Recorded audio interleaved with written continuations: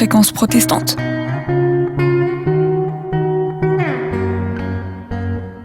Les temps modernes, les temps modernes.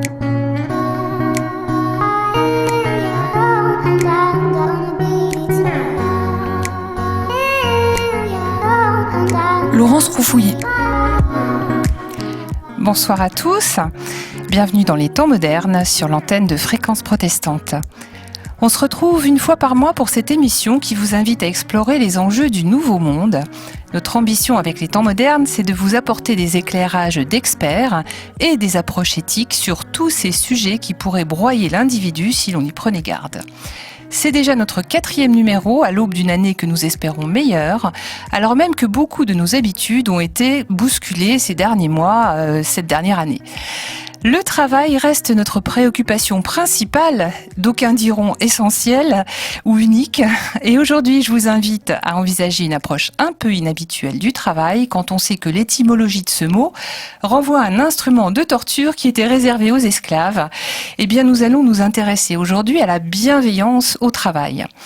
Depuis une petite dizaine d'années, les entreprises multiplient les actions pour le bien-être des salariés.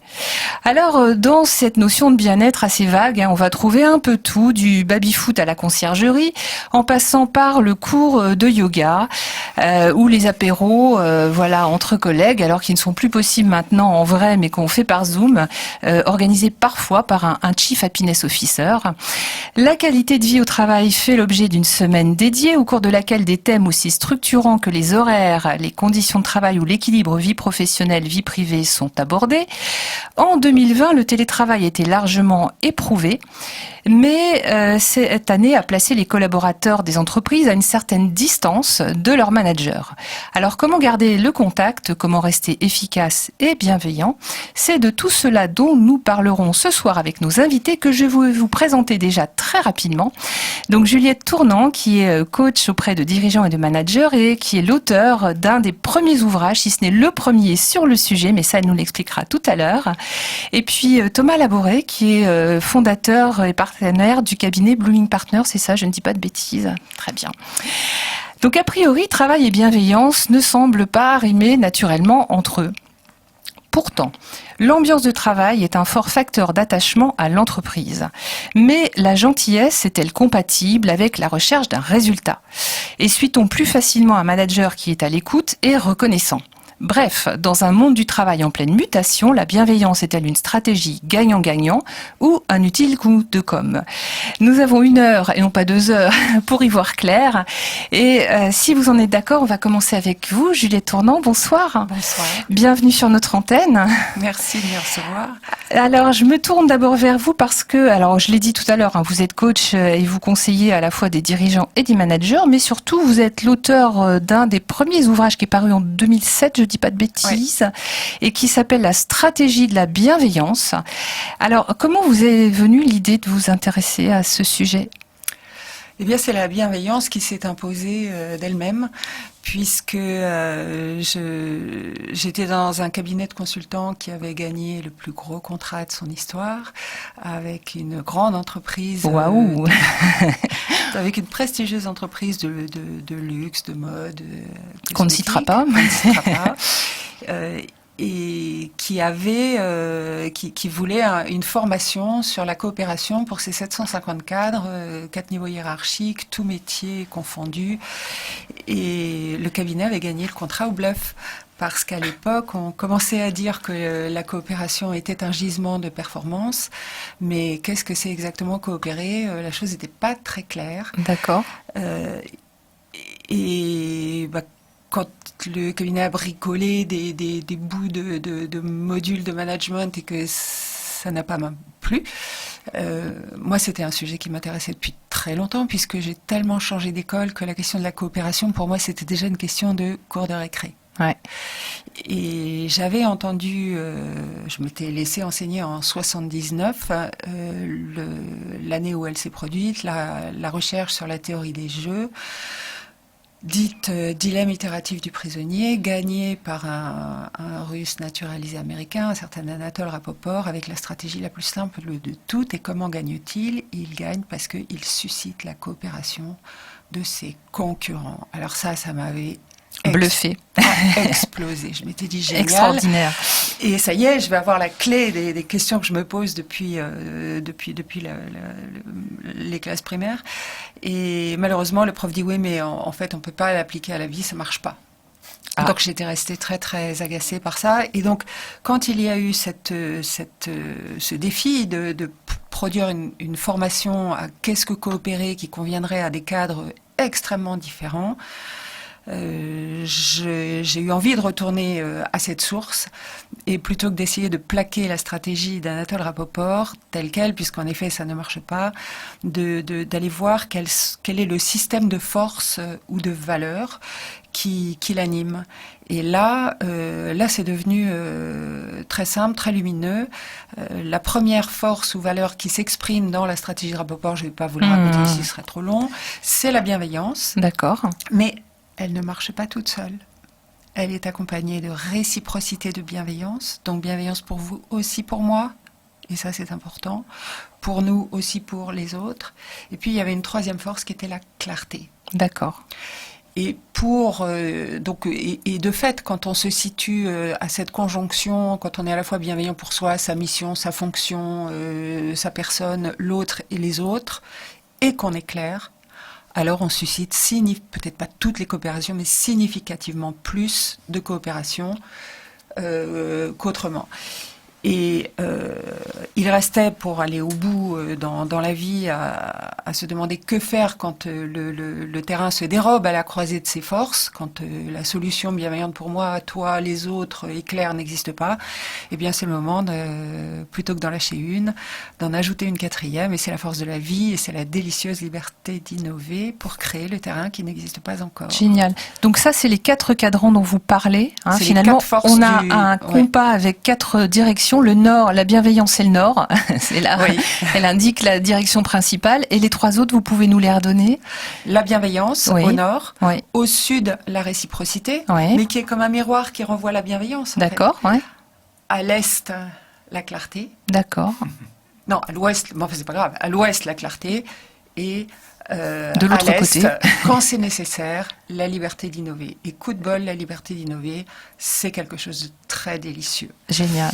De sorte que la bienveillance ne rime pas forcément avec travail, mais ça rime avec performance. Voilà, et c'est ça qui est intéressant. Voilà, ça on en parlera. Voilà. Alors, Thomas Laboré, dans votre cabinet, vous travaillez avec des organisations et vous aidez des organisations et des managers à développer de nouvelles stratégies et de nouvelles compétences. La bienveillance, justement, le rapport avec l'innovation, ça peut être quelque chose qui innove, qui permet d'innover? Oui, complètement. Qu'est-ce qui se passe? Il se passe que depuis, pour fixer une date, depuis 2008, nous disent les historiens, on est entré dans une période rigolote de l'histoire des organisations productives, une espèce de révolution industrielle dans les consciences, qui est qu'au lieu d'être sur une logique de commande et contrôle dans le management, inspiré du militaire un peu infantilisant, etc., on est passé à une époque de coopération, justement. En disant, pour plein de raisons sur lesquelles je peux revenir longuement, mais c'est pas le sujet, au lieu de dire aux gens quoi faire et de vérifier qu'ils le font, on va leur demander qu'est-ce qu'ils ont comme idée qui pourrait nous aider tous. D'accord. Et donc, le gros problème, c'est que c'est très vertigineux. Parce que tous les schémas de pouvoir, tous les schémas de transmission de l'autorité, de la décision, de l'information, etc., ne sont pas adaptés à ça. Bien sûr. Donc on est au milieu du gué, on est sur une période de transition entre un mode de fonctionnement ancien dont on constate qu'il a atteint ses limites en termes de performance. Il n'est plus le plus performant. Il n'est pas adapté aux défis du temps. On le voit. Il n'est pas adapté au Covid. Il n'est pas adapté à ce qui s'est passé politiquement aux États-Unis. Il n'est pas adapté aux gilets jaunes. Il n'est pas adapté à tout ça.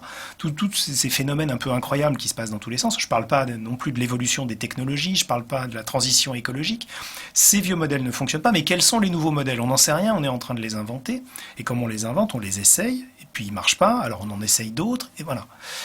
Et donc, il faut qu'on soit dans un climat où on est capable de ne pas négliger la pierre que quelqu'un peut apporter à l'édifice au motif qu'il n'est pas censé faire ça, où il faut qu'on soit tout le temps dans la liberté d'innover que décrivait très bien Juliette. Et cette liberté, elle s'accompagne d'une responsabilité. Comment on fait entreprise ensemble pour que les gens ne puisse pas faire n'importe quoi, mais pourtant ne soit pas empêché de faire des choses pertinentes. Eh ben, c'est à réinventer, et la proposition de valeur de mon cabinet, c'est on va vous aider à inventer tout ça. Et ça va se décliner sur l'organisation, sur le management, sur la stratégie, sur le SI, comme tout le monde. Mais notre focus, c'est vraiment ça. Comment on met des humains dans une entreprise dans les années, alors on a commencé en 2015, mais comment on les met en 2020 et plus, et que, in fine, ça fonctionne bien. Alors, on va peut-être rebondir tout de suite sur une question qu'on s'était posée en préparant l'émission, enfin, en tout cas que je vous ai posée, donc je vous laisse libre de répondre l'un ou l'autre. La confusion qu'on peut faire, peut-être, c'est de se dire finalement, est-ce que la bienveillance, c'est de la gentillesse, et que l'excès de gentillesse, c'est pas effectivement quelque chose qui fonctionne très bien avec le travail, où il faut a priori un résultat.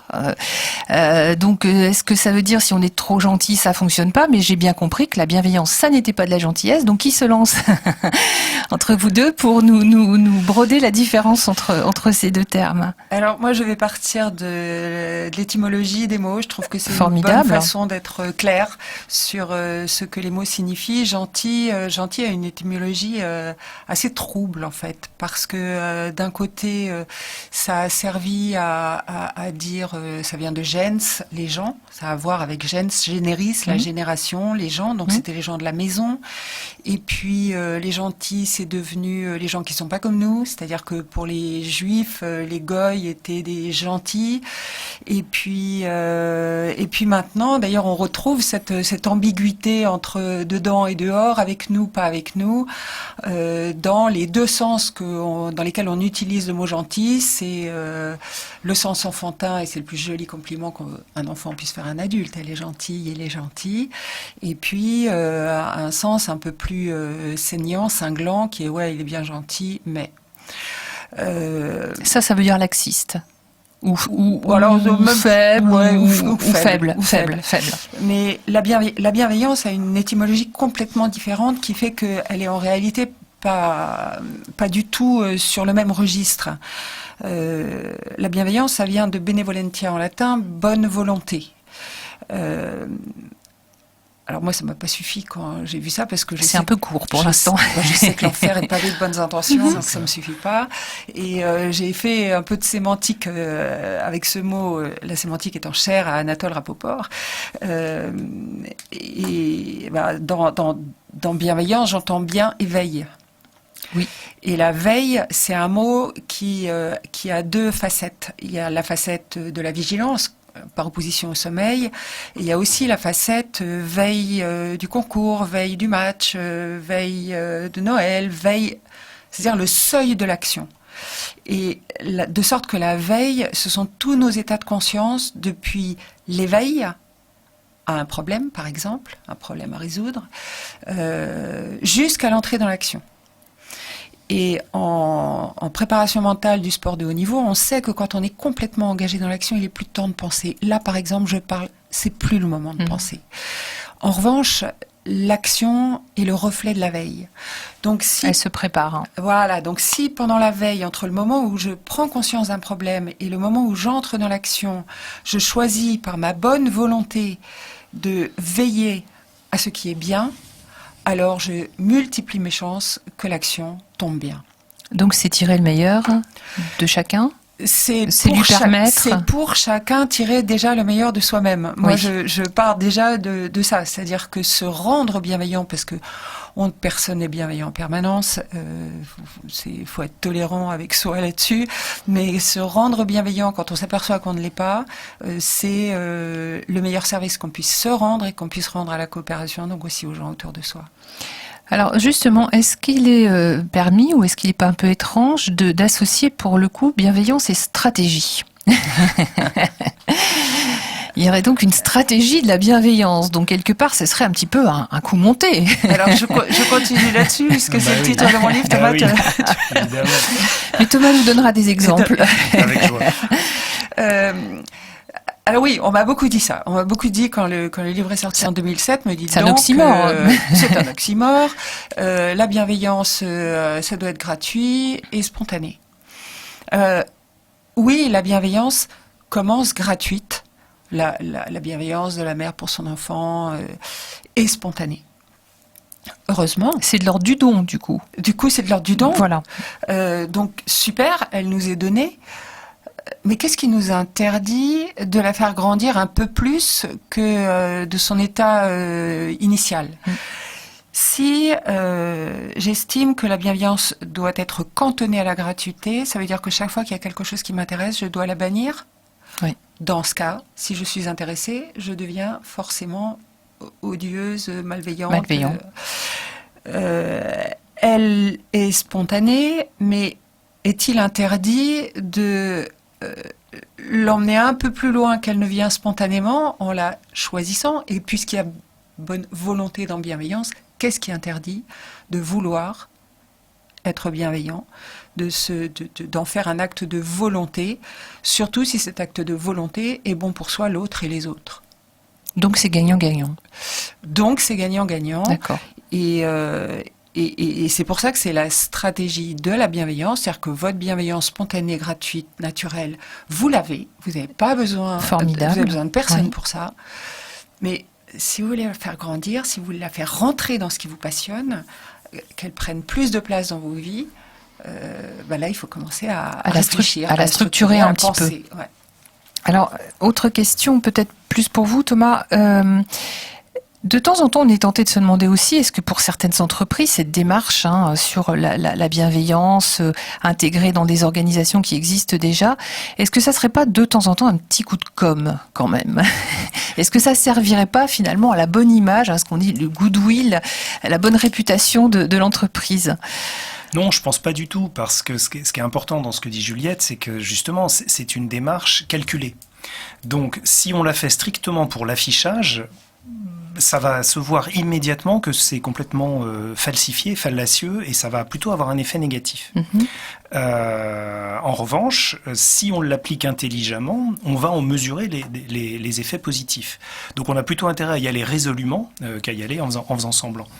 Et c'est intéressant tout le débat qu'on avait sur l'ambiguïté du terme bienveillance versus gentillesse, etc. Moi, quand j'explique à des clients, à des jeunes collaborateurs qui nous rejoignent, à des étudiants que j'ai en cours dans certaines grandes écoles, etc. Les concepts de Juliette, on me dit deux choses. On me dit soit ah ben non, mais ça peut pas être de la bienveillance parce que votre truc c'est vachement calculé, y a vachement d'intention derrière, donc puisque ça n'est pas spontané, ça peut pas être bienveillant. Parce que dans leur esprit, ils confondent justement avec gentillesse. Et il y a une espèce d'idée que être gentil, c'est être Gandhi, c'est être une espèce de saint médiéval qui se laisse dépecer donc, par les Romains. Donc ce que vous dites, c'est que c'est pas systématique non plus. C'est pas une gentillesse systématique, c'est ça. C'est pas. Non, c'est une stratégie. Oui. Justement, c'est comment va-t-on faire en sorte. N'oublions pas ce qu'a dit Juliette. Ça part pas d'un impératif moral. Ça part d'une recherche de susciter les coopérations dans un but de performance. Donc je prétends que ça fait appel à des ressorts psychologiques qui sont suffisamment universels à l'humanité pour qu'on puisse le mettre en place partout. Maintenant, ça c'est la théorie. En pratique, tout le monde n'est pas avec la même perception, les mêmes représentations mentales. En plus, on s'adresse à des entreprises, donc à des collectifs. Même si ça marche avec un individu, il faut que le collectif ait globalement des représentations, des compréhensions, des envies de faire qui soient compatibles. C'est pas gagné. Donc il y a plein d'organisations qui vont pas y arriver. Pas parce qu'elles sont pas mûres ou parce qu'elles sont sottes, surtout pas, mais parce que leur degré de compréhension va pas être assez convergent. D'accord. Alors qu'il y en a d'autres chez qui ça va aller comme une lettre à la poste, voire elles le font déjà sans le savoir. Mais c'est quand même vachement important pour elles de mettre un nom dessus, de s'apercevoir qu'elles le font, de le nommer, de se l'approprier. La fameuse clarté qu'évoquait Juliette, elle est fondamentale dans la démarche. Justement, c'est pas du spontané, je prends conscience que quand je le fais, c'est efficace. Du coup, oui, je vais le faire exprès maintenant, puisque c'est utile pour tous. À nouveau, c'est gagnant-gagnant. Donc il faut qu'il y ait une volonté. Et il faut qu'il y ait une adhésion aussi des équipes, j'imagine. C'est indispensable. Ouais, on le fait, on le force pas, sinon c'est fake. Ouais. Clarté, réciprocité. Et on le fait résolument ou pas du tout. On le fait pas à demi-mot. J'ajouterais pour reprendre votre question, pour répondre à votre question initiale sur la com. Ouais. Faire de la bienveillance un outil de com, point. C'est une catastrophe. J'imagine. Il ne faut pas le faire. Ouais. Moi, j'en suis presque à dire la bienveillance, n'en parlez pas. Mettez-la en œuvre. Exactement. Si vous la mettez en œuvre sans le dire, c'est encore mieux. Mais si vous la brandissez... D'ailleurs, moi j'ai vu, quand j'ai publié la stratégie de la bienveillance, dès le lendemain, dès que j'étais pas d'accord avec quelqu'un, on me disait dis donc Juliette, la bienveillance... Oui, j'ai le même problème dans mon métier. Il faudrait que je sois 100% bienveillante 100% du temps. Voilà. Donc c'est, en termes de com, c'est risqué de parler de bienveillance. Oui. Si on l'utilise en termes de com, avec une vraie démarche, comme ce que vient de raconter Thomas, ça vaut le coup. Quand ça vient mettre le point sur un i déjà posé. Si c'est que ça, c'est se tirer dans le pied, mais dans les deux pieds. Parce qu'il y a une distorsion et une incohérence énorme. Mais les gens, au bout de 2 minutes, ça ne vont plus rien croire du discours institutionnel. Donc il vaut mieux pas le dire et le faire. Et qui ? Le dirigeant en premier.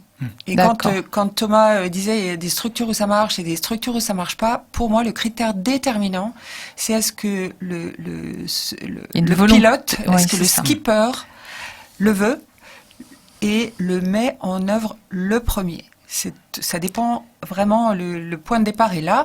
Alors ensuite, à l'intérieur d'une structure, un manager, un dirigeant peut décider d'être à l'initiative de ça et de le faire ruisseler en dessous de lui.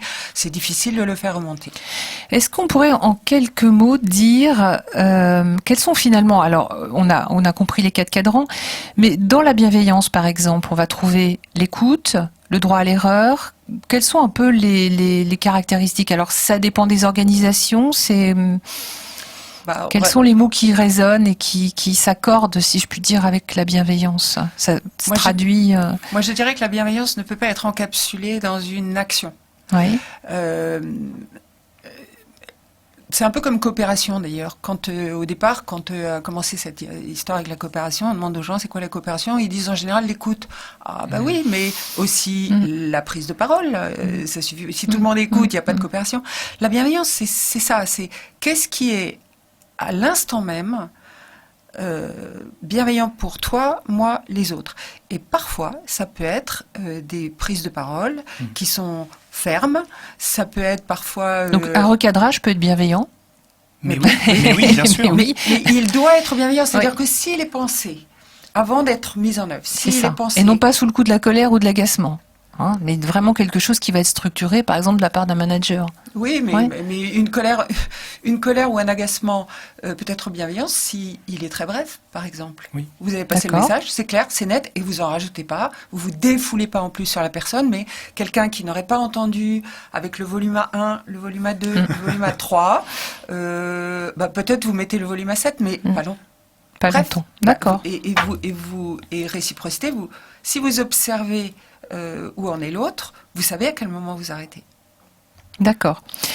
Vous parlez beaucoup de la coopération. Je voudrais revenir sur ce terme parce que dans une des vidéos qu'on trouve sur votre site, vous rappelez que la coopération pour les humains que nous sommes, c'est archaïque parce que finalement, les sapiens que nous sommes toujours s'en sont quand même sortis grâce à la coopération. Donc ça a toujours fonctionné. C'est un mode d'organisation en groupe. Alors on nous parle beaucoup du vivre ensemble, mais pour le coup, la coopération, ça produit quelque chose. C'est pire que ça. Ouais. Tout ce qui vit coopère.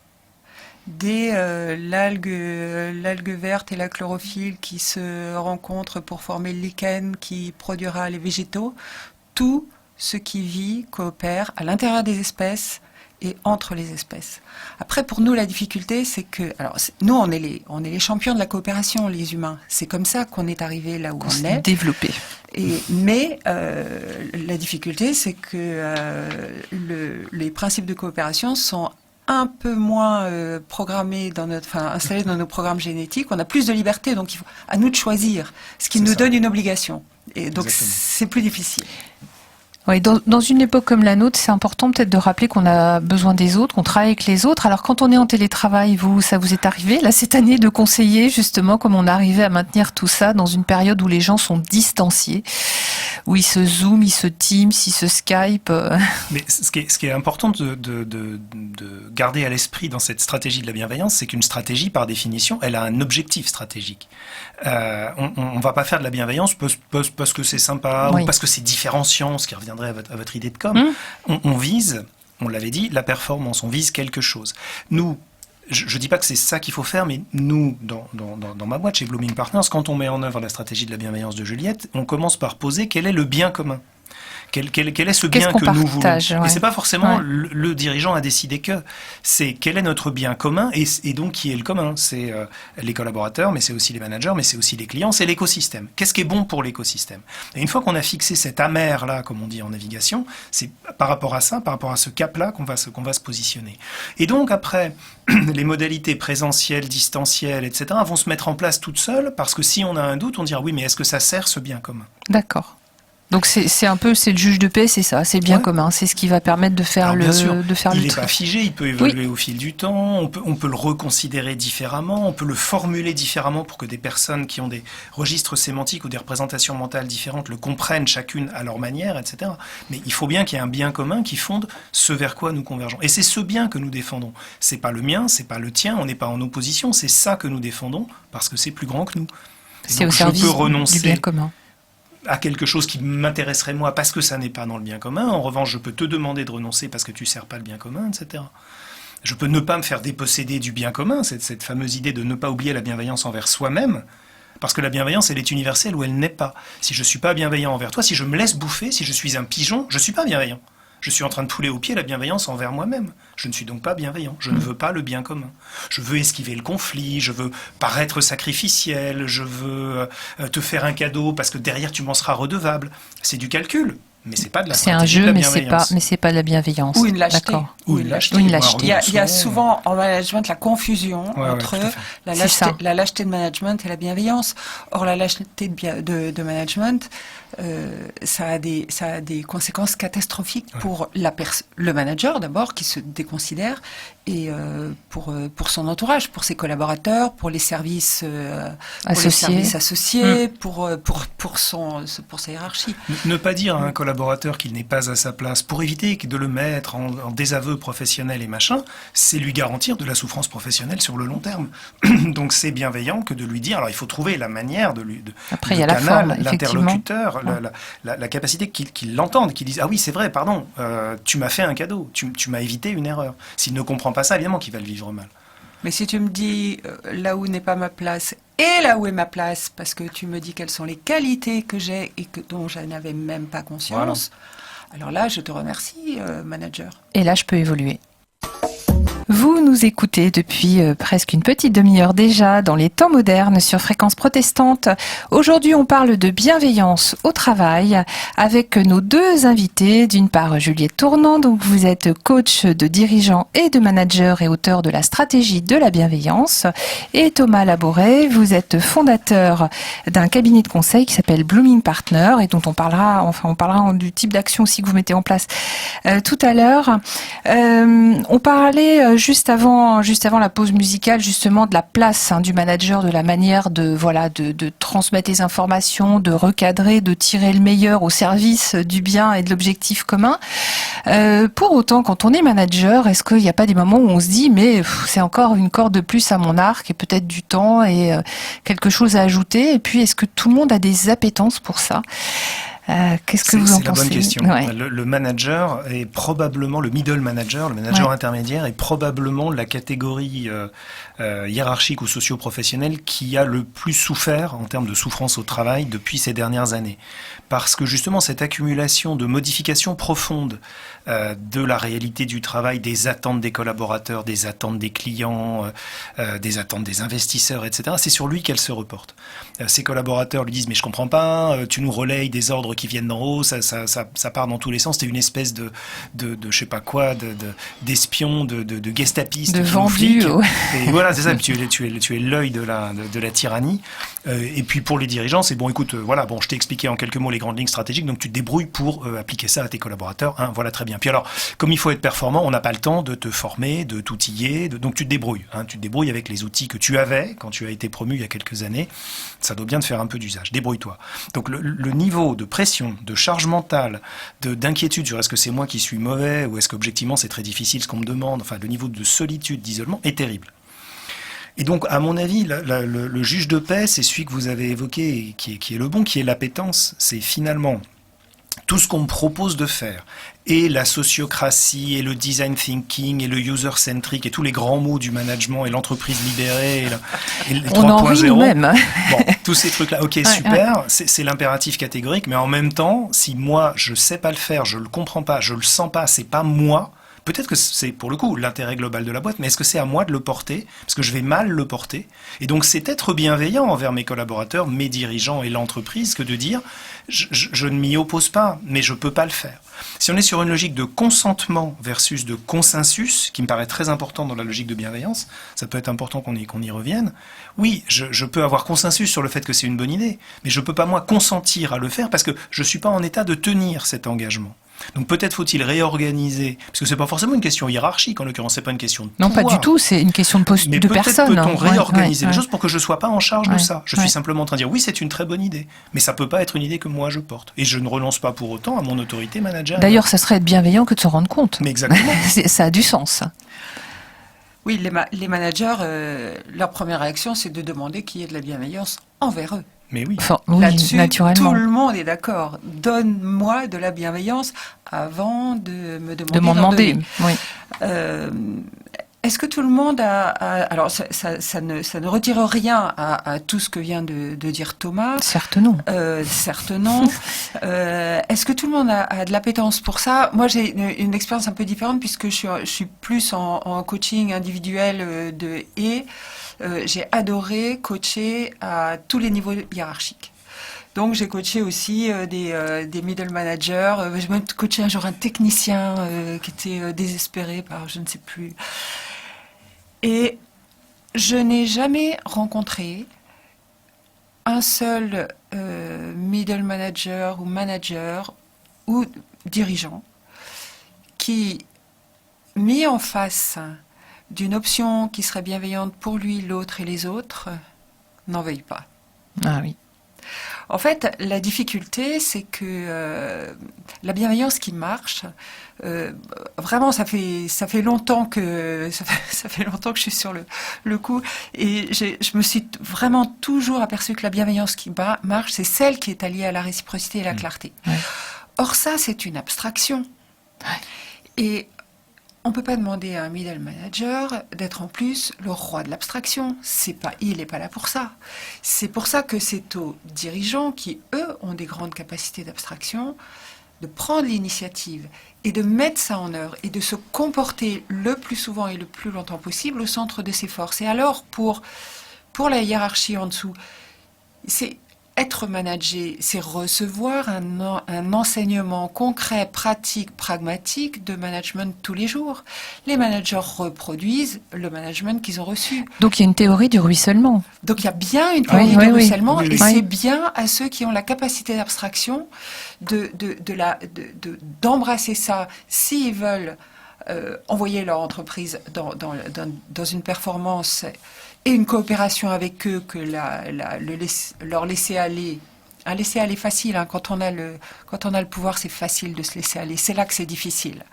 Mais si on s'engage à faire l'effort le premier, alors on n'aura plus à faire des efforts ailleurs. La structure coopère, et jusqu'au middle management, ils sauront faire. Ils ont pas d'appétence a priori. Tous ces mots-là, ça les fatigue. Mais ils aiment être, tout le monde aime. Il y a de la bonne volonté. Tout le monde aime Ouais. être traité dans la bienveillance réciproque, la clarté et avec de la liberté d'innover. Et si mon chef et le chef de mon chef, etc., je les vois faire, je vais savoir faire. Il y a un Mais vrai me demandez pas de mimétisme. me demandez pas de l'inventer C'est ça. à partir, en effet, de tous les termes Donc dont tu ça, parles. ça ne peut pas être désincarné. Ah non, Il faut non, vraiment que ça absolument soit incarné par quelqu'un. Mais justement, à nouveau, je continue à penser que c'est les principes de la bienveillance, les quatre axes qu'évoquait Juliette, sont universels. Donc tout le monde va y venir. La question, c'est est-ce que je m'y autorise? Est-ce que c'est ça que l'entreprise attend de moi? C'est ça qui est anxiogène. Et justement, on s'attend à ce qu'il y ait des méthodes en 12 points, avec un bouquin, et que moi, middle manager, je vais devoir m'absorber ça, et puis l'incarner, et puis le redistribuer à mes collaborateurs, sinon j'échoue dans mes objectifs. Ça, c'est terriblement anxiogène. Dire non, simplement, c'est un état d'esprit. À nouveau, ce que disait Juliette, le faire plutôt qu'en parler. Et si effectivement j'observe des comportements autour de moi qui ont l'air d'être à la fois agréables et efficaces, je me dis tiens, comment ils font? Bah regarde, il y a une technique derrière qui s'appelle la stratégie de la bienveillance. Ah, ok. Donc en ayant vu les effets vertueux, je suis intéressé et voyant que c'est intelligible, oui, je vais m'y mettre naturellement. Mais il faut d'abord enlever l'angoisse de l'impératif catégorique. Du tiens, alors maintenant, on va faire de la happiness et on va faire de la bienveillance et on va faire de l'appétence. Argue. Voilà, tous ces concepts qui arrivent qu'on prend plein dans les dents. Juliette, quand on a préparé l'émission, vous pensiez à un exemple de management bienveillant réussi qui partait justement, je crois, d'une dirigeante. Est-ce que vous pouvez nous en parler? Oui, c'est une dirigeante qui m'a appelée juste après la sortie du livre. Donc on était en 2007.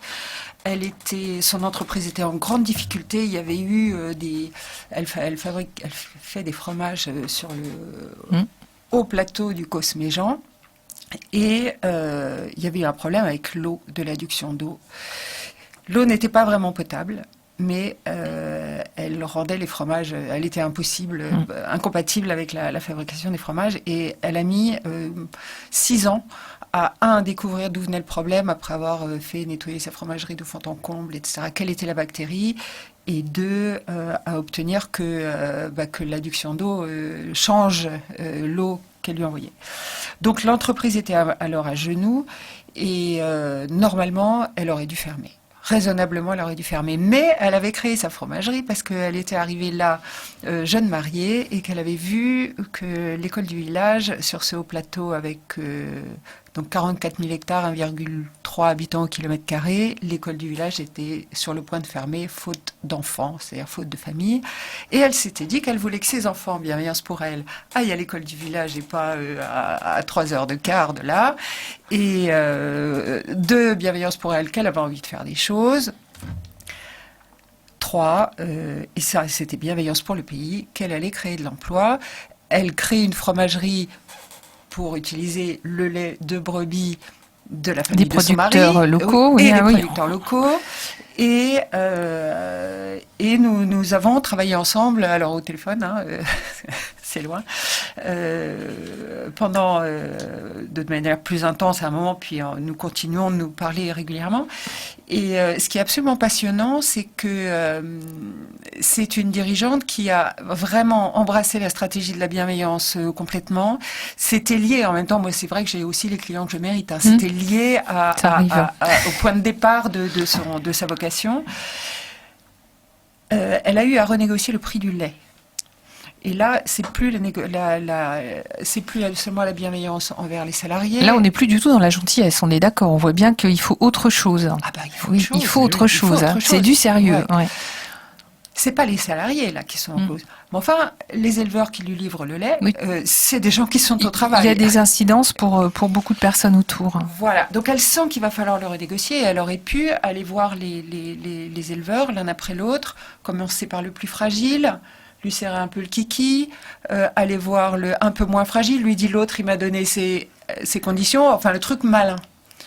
Elle n'a pas fait le truc malin. Elle a réuni tout le monde. Elle a assuré une négociation qui a duré 1 an parce qu'elle s'y est pas prise au dernier moment pour pas mettre le couteau sous la gorge de ses éleveurs. Ils sont arrivés à trouver tous ensemble, alors que les éleveurs n'ont pas tous exactement les mêmes desiderata, un contrat qui leur convenait à tous. Et réciprocité de bienveillance. Un peu plus tard, le lait de très bonne qualité dont elle a besoin pour faire son fromage au lait cru s'est trouvé rare. Eh bien, sur le COS, le bruit s'est répandu que le contrat du Fédou, c'est un bon contrat. Alors, elle a vu arriver des éleveurs. Elle en a vu. Elle a pratiqué, elle a cherché, elle a travaillé à la bienveillance stratégique avec ses éleveurs, ses clients, ses grossistes, évidemment ses salariés, les services de l'État. C'est les services vétérinaires, c'est régalien, c'est pas facile. Tout à fait.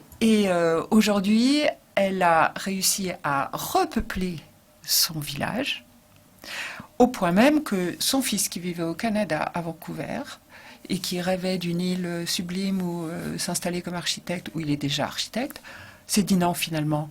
C'est Yelzas, parce que là-bas, on est soutenu. Mes enfants iront dans l'école où je suis allée moi-même. Et voilà. Et en embarquant en plus des copains de Vancouver. Voilà. Donc, et Elle dit, c'est intéressant sa façon de raconter son expérience de la stratégie de la bienveillance. Elle dit, une fois qu'on voit la solution, c'est une évidence. C'est évident, d'accord. C'est une évidence. C'est ça qui est formidable. Il faut la chercher. On la trouve pas tout de suite. Au début, on la voit pas. Mais une fois qu'on la voit, c'est une évidence. Et puis, c'est pas juste une évidence vue de l'esprit. C'est que ça coule tout seul. Voilà, ça passe par des actions. Parce que les gens y coopèrent. Si elle est bonne, les gens y coopèrent. Donc, ça devient facile. Facile et spontané. Thomas, votre cabinet pilote un think tank qui s'appelle, je crois, Métamorphose. Je ne dis pas de bêtises. On ne le pilote pas. On ne le pilote pas. Il est adossé. Il est autonome. Pour le management disruptif et bienveillant, est-ce que vous pouvez nous donner des exemples de réflexions que vous menez dans le cadre des travaux de ce think tank, de ce laboratoire d'idées? Oui, l'idée de métamorphose, c'était de dire ce qu'on dit depuis le début. Il y a plein de transformations qui sont en train de se faire dans la sociologie, dans la technologie, dans tout ce qu'on veut. Et alors, dans le monde de l'entreprise, qui est le monde qu'on connaît, qu'est-ce que ça veut dire? C'est vachement bien, toutes ces nouveautés, mais in fine, leurs conséquences à long terme, elles sont créatrices de valeurs sociétales, elles sont humanistes, ou elles sont destructrices, robotisantes, déshumanisantes, etc. Voilà, l'économie de la plateforme, Uber, Alibaba, Airbnb, c'est vachement bien. Mais si ces gens-là créent une espèce d'esclavage urbain, moderne, c'est pas génial. Donc, quels sont les bons modèles économiques? Et c'est ceux qu'on va vouloir promouvoir au sein de Métamorphose. Et puis derrière, les membres de la communauté d'affaires autour de Métamorphose, dont Blooming Partners, vont mettre en œuvre ces modèles-là, préférablement chez leurs clients, même si les clients disent: est-ce que tu es sûr que c'est le bon modèle? Je sais pas, mais celui-là, à terme, on n'aura pas, en tant que société, à s'en mordre les doigts. Voilà. Alors, en ça termes peut d'exemple, recouvrir quoi, par exemple? un de nos sujets, c'est l'éthique comme levier de valeur. D'accord. On s'est aperçu que, effectivement, un certain nombre de managers avaient cette difficulté à faire la différence entre stratégie et bienveillance, d'une certaine façon. Soit ils sont dans le stratégique, c'est-à-dire dans le calcul, dans le manipulatoire, dans le si personne n'a perdu, c'est pas comme si j'avais gagné. Et d'autres, à l'inverse, sont dans la bienveillance, au sens non, mais il faut pas qu'on soit en conflit, parce que sinon, à terme, ça va nous péter au nez. Il faut apaiser, il faut tout le temps négocier, il faut tout le temps que personne n'ait à renoncer à rien. Et c'est anxiogène et c'est soit faux, soit intenable. Voilà.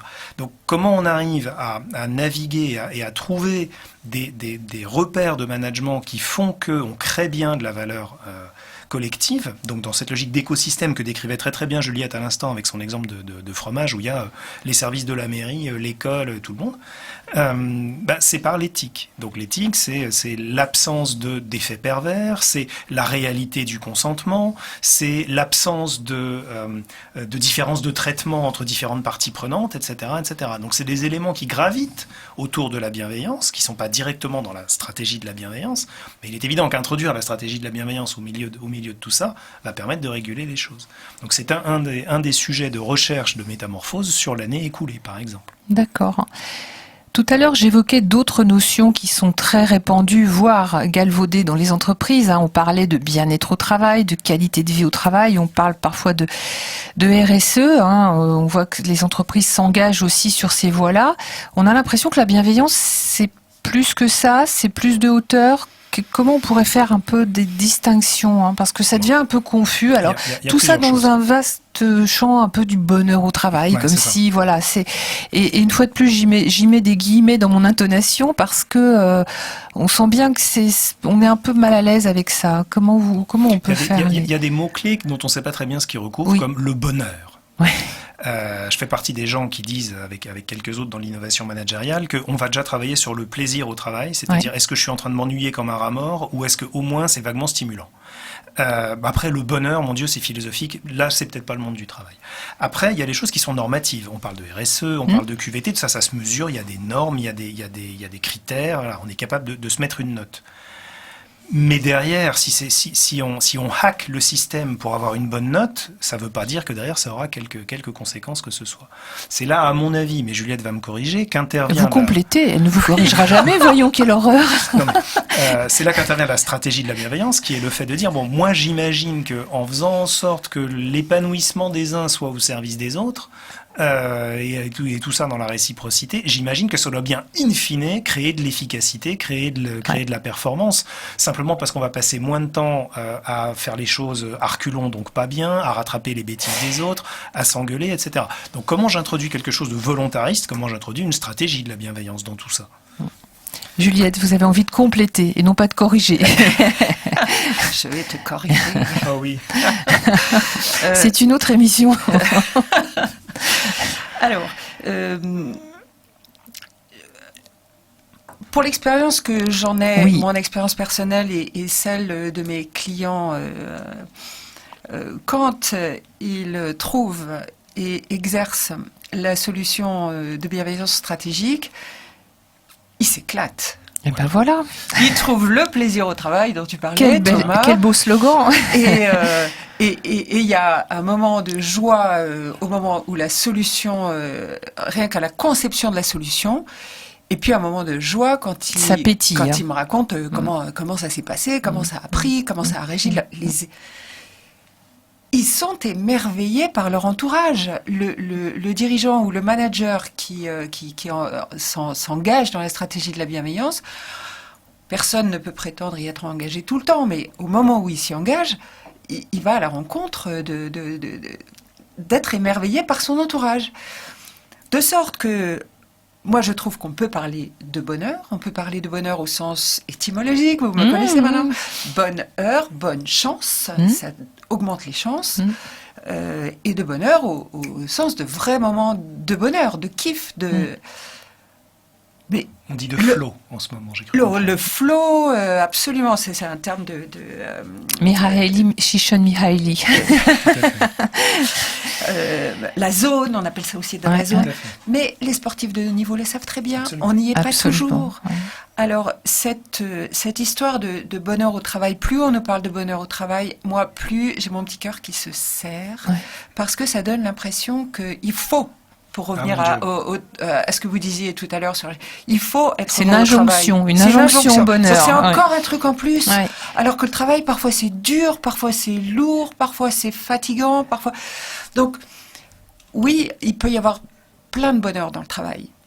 Mais il ne faut pas exiger du travail qu'il soit un bonheur permanent. Absolument. Ce serait se vouer à l'échec.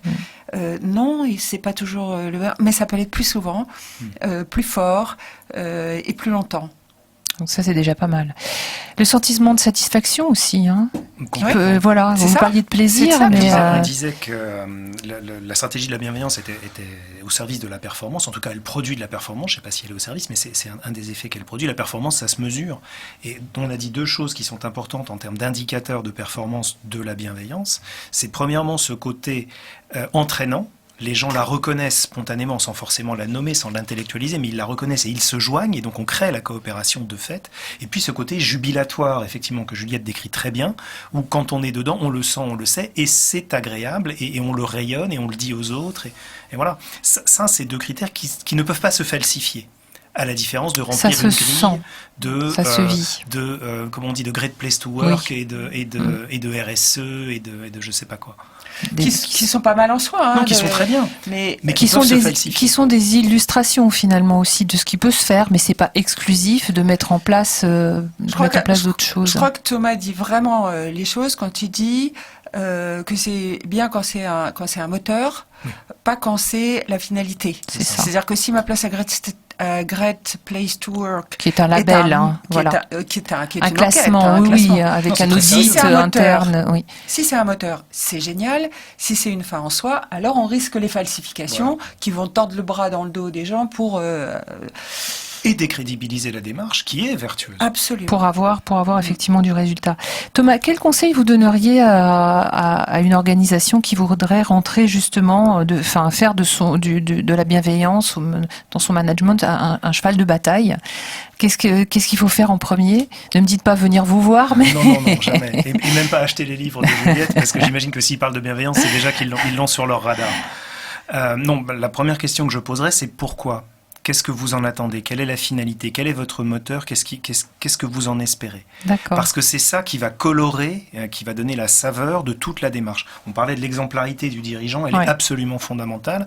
Si le dirigeant, justement, a derrière la tête le bien-être de ses collaborateurs, ou la performance de son écosystème, ou le fait de séduire certains investisseurs ou certains clients ou certains collaborateurs, un certain vivier de recrutement, c'est pas du tout la même démarche, et donc elle va pas se mettre en œuvre de la même façon. Donc je commencerai par là. Ensuite, j'essaierai effectivement d'identifier les différents dispositifs qu'on pourrait mettre en œuvre. Est-ce qu'on va commencer petit dans une équipe qui semble particulièrement prédisposée à ça? Est-ce qu'on veut en faire quelque chose de très incarné par des projets? Est-ce qu'on veut en faire quelque chose de plus diffus, où on va le faire sans le dire, comme le disait Juliette, etc. On va trouver la bonne façon de faire qui va correspondre à la culture, à la personnalité de l'organisme pour lequel on va travailler. Donc ça, c'est vraiment le point de départ. Et puis après, il y a tout, effectivement, il y a une stratégie. Voilà, est-ce qu'on cycle? Est-ce que effectivement, plus on le fait, plus c'est facile de le faire, plus les autres le voient, les autres demandent comment vous avez fait, et plus on crée de l'adhésion. Voilà, les trois grandes phases, à mon avis, qui sont les plus universelles. Après, bien sûr, j'ai dit ça, mais j'ai rien dit. Il faudrait rentrer dans des exemples très concrets pour voir toutes les difficultés qu'on va rencontrer. J'ajouterais qu'il faut, sur le métier, remettre son ouvrage en permanence. Accepter de se remettre en question. Non, mais parce que ça glisse, Oui. la bienveillance. On glisse tous. Donc, il faut être sûr. Le plus grand danger, c'est de se croire. Ça y est, je suis bienveillant. Ça y est, je suis bienveillant. Là, c'est la fin. À partir du moment où on commence à dire, moi, je suis bienveillant, les autres le sont pas, déjà, on a arrêté de l'être. Donc, ça glisse, on tombe. Il faut se le pardonner, droit à l'erreur d'ailleurs, qui fait partie, vous le citiez tout à l'heure, pour remonter sur l'aventure. Parce que il faut vraiment savoir que une entreprise, c'est vivant, donc c'est comme tout le vivant. Il y a des cycles et avec des hauts et des bas. Alors, on arrive presque au terme de cette émission. Juliette Tournant, vous citez la Genèse comme un exemple de réussite de la bienveillance stratégique. Tout un programme. Est-ce que vous pouvez nous développer, alors vraiment, on va dire en 3 minutes, est-ce que vous pouvez nous développer ça? Je vais faire très vite. Quand j'ai trouvé les 3 premières forces, bienveillance, réciprocité, clarté, qui me sont venus des sciences, je sentais qu'il manquait quelque chose, et je me suis dit, faudrait se tourner du côté des arts. Je repense à Marie Balmary, qui n'est pas soupçonnable de faire du prosélytisme religieux, elle est psychanalyste freudienne, qui a décapé le texte de la Genèse d'une manière qui m'avait enthousiasmée. Et voici ce que j'en ai compris. Le Dieu biblique, le Dieu de la Genèse, naît en s'auto-créant par l'expression d'un désir, de son désir. C'est déjà bienveillance pour soi, car il y avait beaucoup d'esprits dans le monde. Mais il y en a un qui ose exprimer son désir, bienveillance pour lui, et son désir, c'est que la lumière soit. J'ai déjà la bienveillance pour soi, la clarté. Effectivement. Incroyable. Et le verset suivant, alors le verset suivant, c'est « Il vit que cela était bon », donc il produit. Il désire suffisamment pour produire ce qu'il désire, et il prend le temps d'observer le résultat. Il voit que cela était bon, puis il y eut un soir, il y eut un matin, il y eut un jour, il y eut une nuit. Donc le Dieu, créateur du premier jour, a laissé exister la nuit. Vous imaginez l'état dans lequel il a pu être quand il a vu tout à coup, après avoir eu enfin le jour, la nuit. Sauf que c'est la nuit réciproque de ce qu'il avait désiré, qui lui apporte le deuxième jour. Et on peut lire ce que je raconte. Je raconte ça dans je sais plus, c'est dans Sun Tzu, San Tzu, dans la stratégie. Et on peut lire toute la première semaine de la Genèse, c'est-à-dire toute la semaine de la création, rien qu'avec les 3 premières forces. Et au moment, moi c'était là que j'attendais le Dieu, c'est comment tu fais quand ça marche plus? Eh bien, quand ça marche plus, c'est pour trouver une compagnie à ce terrien qu'il a fait. Et là, il fait une chose géniale. Il se laisse inspirer par la nuit, celle qu'il n'avait pas désirée. Il étend le sommeil venu de la nuit à ce terrien. Et il écoute le rêve du terrien, qui est que les deux sexes étant séparés, ils puissent être semblables et différents et s'attirer. De sorte que sa liberté d'innover a été de nous laisser à nous la liberté de nous désirer nous-mêmes tels que nous voulons être. Et ça rejoint ce que tu viens de dire, Thomas, sur le management. C'est que la plus grande innovation du management, c'est de laisser innover les collaborateurs. Et alors vous avez de la braise. Absolument. Oui, de quoi allumer un très bon feu. On arrive au terme de notre émission. On pourrait en parler pendant des heures, hein, c'est passionnant. Alors on va vous donner quand même quelques pistes pour que vous puissiez continuer à réfléchir à plusieurs et à coopérer, on espère, autour de ces sujets. Vous trouverez donc les références notamment de votre livre, Juliette, sur notre page Facebook qui est un petit peu la référence, donc les temps modernes. On mettra aussi les coordonnées de votre cabinet pour aller voir aussi les excellents articles que vous écrivez, que vous compilez notamment aussi sur LinkedIn. Thomas Laboré, on peut vous suivre facilement. Merci de votre bienveillance et d'avoir coopéré pour cette émission qui, j'espère, donnera, justement, des envies de pétiller à beaucoup. Vous pouvez toujours nous réécouter cette émission s'il y a des moments c'était plus profond, compliqué, ou prendre des notes, toujours en podcast, et surtout la faire écouter à vos amis. Merci à Emmanuel, notamment, qui était à la technique. Alors, notre prochaine émission sera le mardi 23 février, avec un sujet tout à fait différent. On parlera des bébés qui naissent en 2021 et de la nouvelle manière d'accueillir les bébés de 2021, et notamment tous ces bébés confinement qui arrivent. Et j'aurai avec moi notamment une sage-femme et une infirmière qui entourent les mamans, et puis on parlera même de contes qu'on murmure à l'oreille des bébés. Vous voyez, c'est tout un programme, ça donne envie, dans un sujet tout à fait différent autour de la naissance. En tout cas, merci encore pour votre participation, et puis on vous souhaite de toute façon une très bonne soirée sur notre antenne.